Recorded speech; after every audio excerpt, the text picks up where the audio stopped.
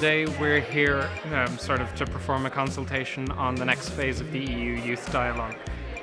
Basically, the EU came up with a bunch of goals, and the goal we're working on now is more inclusive societies. So we're trying to find how can we achieve a more inclusive society, what can we do, and we're really trying hard using a new mechanism where basically we create a person.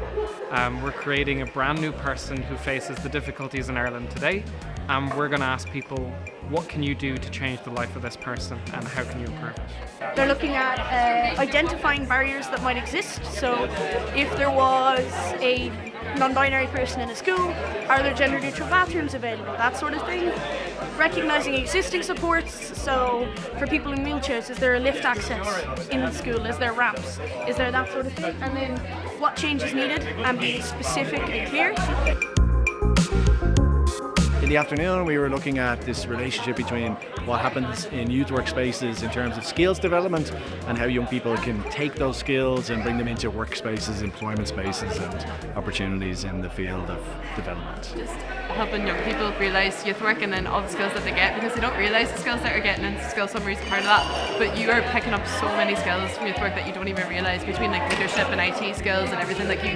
It's not intentional. It's not like you go to your youth work to specifically learn those skills, but it's what you get along the way.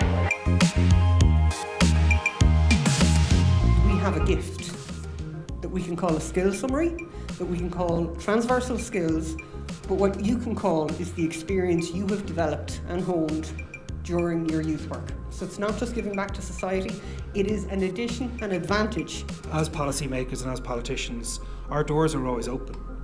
Drop us an email. Don't be scared to have your voice heard. And if your voice isn't being heard, shout louder, shout more as a collective, because you're right. A grain of rice isn't that strong, but a bag of rice is extremely strong.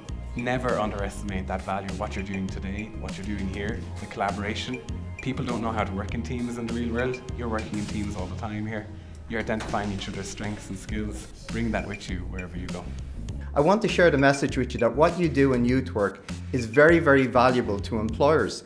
It's probably even more valuable to society.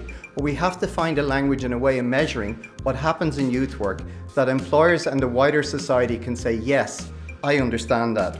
So what I'm saying to you is we need to get the language, we need to get the measurement. But also it's about giving young people a bit of support and knowing that their voices are heard, because there's often a lot of anxiety being a young person in this day and age, and knowing that with stuff like the cost of living crisis or climate anxiety, and it's kind of about giving a bit of extra support in that way too, saying that your voice does matter, that you can make a difference and people are listening to this.